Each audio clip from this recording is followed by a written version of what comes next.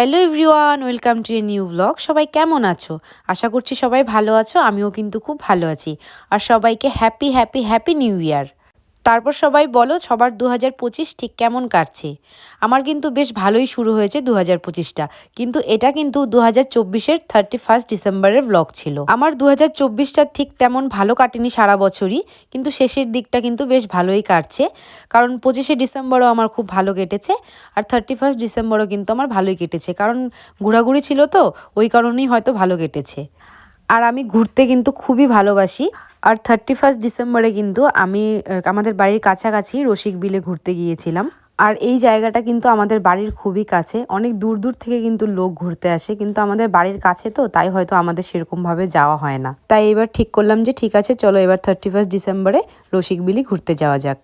বাবা মার সঙ্গে ছোটোবেলা কিন্তু অনেকবারই এসেছি এখানে, কিন্তু বড় হয়ে যাওয়ার পরে আর আসা হয়নি। কারণ মাঝে শুনেছিলাম যে এখানের পরিবেশটা নাকি খারাপ হয়ে গেছে, কিন্তু সেদিন গিয়ে দেখলাম যে পরিবেশটা বেশ ভালোই, আমার তো বেশ ভালোই লাগলো। তেমন আর 31 ডিসেম্বর তুলনায় কিন্তু তেমন ভিড়ও সেদিন ছিল না। যেটুকু লোকের ভিড় ছিল এটুকু ভিড় তো স্বাভাবিক, যেহেতু 1 জানুয়ারিতে কিন্তু পার্ক যেহেতু, আর কাছাকাছি বলতে এই পার্কটাই আছে, কিন্তু তেমন ভিড়ও কিন্তু ছিল না। ঘুরে বেশ ভালোই লেগেছে।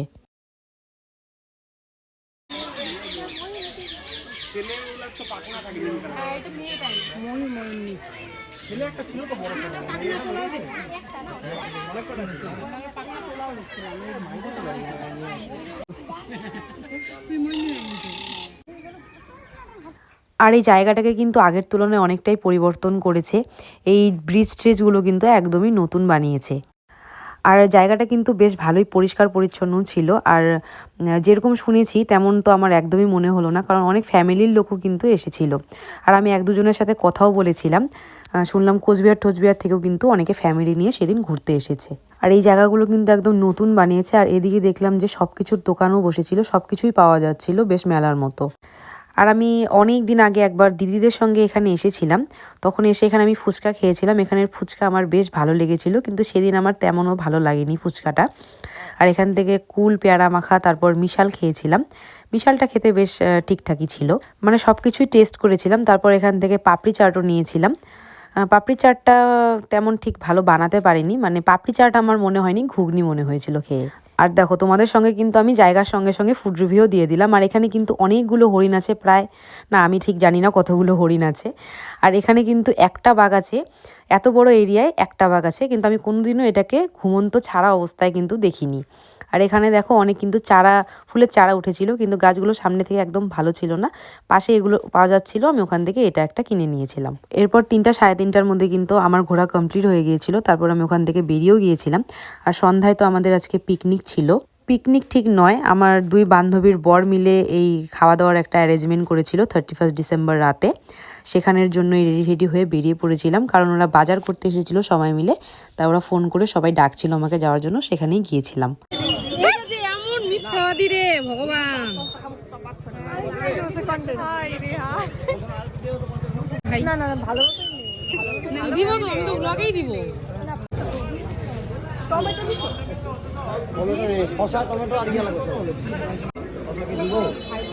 তাকাও অনুপম দা, তাকাও তাকাও, বেশি নিও না, উজ্জ্বল দা কই, উজ্জ্বল দা তাকাও।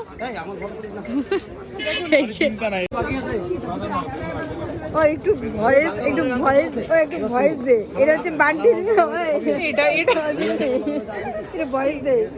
বান্টি ধন্যবাদ আনার জন্য প্রিয় দোকানে এক ব্যাগ ধরা হয়েছে। হ্যাঁ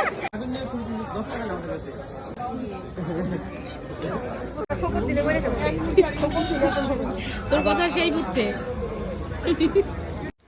আমরা শুধু সঙ্গেই গিয়েছিলাম, বান্ধবীর বররাই সব বাজার টাজার করেছে, আমরা শুধু ছ্যাবলামই মারছিলাম, ওই আর কি। এগুলার এরকম এরকম স্বাস্থ্যবান, এরকম স্বাস্থ্যবান, আর তুই এইখানে একদম ভাই বেমানান লাগতেছিস, তুই এখানে বেরোয় যা, খুব পাটা লাগতেছিস তুই এখানে দেখতে। রাতের পিকনিক, অথচ ফাইনালি আমাদের কিন্তু বাজার কমপ্লিট হলো প্রায় রাত্রি 8টার সময়। আর যাই হোক, তারপর আমরা বাড়ির উদ্দেশ্যে রওনা দিয়েছিলাম। তারপর রাস্তায় আমরা এই ফুচকা দেখে নিই, আর তারপর আমরা কিন্তু সবাই মিলে আবার বাটি হাতে রাস্তায় দাঁড়িয়ে পড়েছি। আর তারপর বাড়িতে এসে দেখি কোনো কিছুরই জোগাড় শুরু হয়নি, এই গ্যাস আর বাসনগুলো আর বক্সটা বাইরে পড়ে আছে। তারপর ছেলেরা আস্তে আস্তে কিন্তু এই মাত্র সবে তিরপাল পাতলো।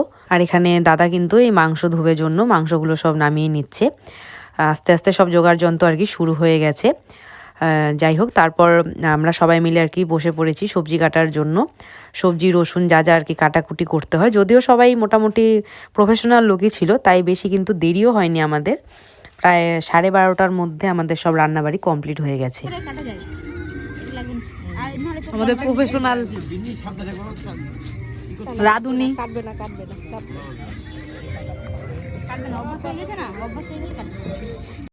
আর এদিকে আমাদের নতুন বড় কিন্তু ভীষণ কাজের, একটু টাইমও বসে থাকে না, হয়তো কাজ করে নয়তো নাচানাচি করে, ভীষণই মজা করে আমাদের সঙ্গে। আমাদের তো খুবই পছন্দ হয়েছে আমাদের জামাইবাবুকে।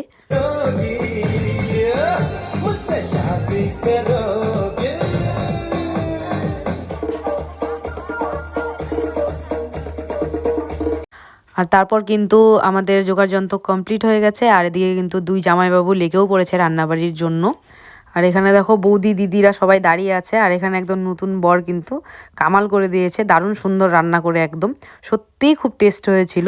আর এই দাদার কথা কি বলবো, এই দাদাই দেখো গামলা দিয়ে মুখ ঢাকছে। এই বান্ধবীরই বর, এরা দেবাদেবী দুজনেই কিন্তু রান্না করতে লেগে পড়েছে। এই বান্ধবী কিন্তু অসম্ভব ভালো রান্না করে, এমনকি দাদাও খুবই ভালো রান্না করে, ওদের রান্নার তো কোনো তুলনাই নেই। আর এখানে দেখো সব দর্শক কিন্তু দাঁড়িয়ে দাঁড়িয়ে ওদের রান্নাবাড়ি দেখছে।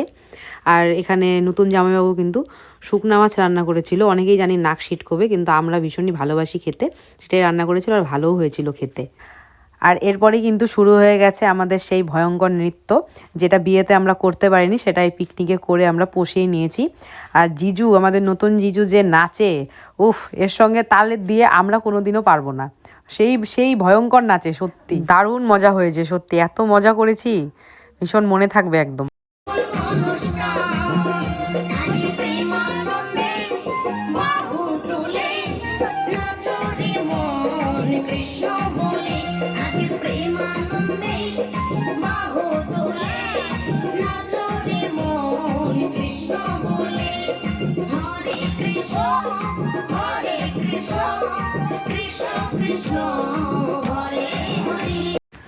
আর তারপর কিন্তু রাত 12টাও বেজে গেছে, এখানে বোম ফাটানো শুরু হয়ে গেছে। আর তো সবাই কিন্তু সবার মতো হ্যাপি নিউ ইয়ার উইশও করছিল।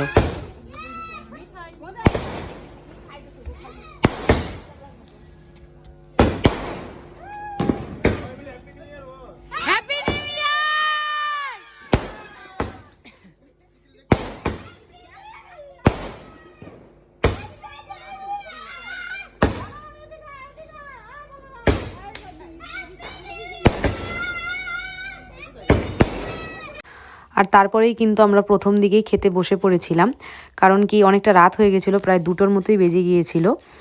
তাই তাড়াতাড়ি খাওয়া দাওয়া সেরে নিচ্ছিলাম, কারণ বাড়িতে যেতে হতো, অনেকটাই লেট হয়ে গেছে সেই জন্যই।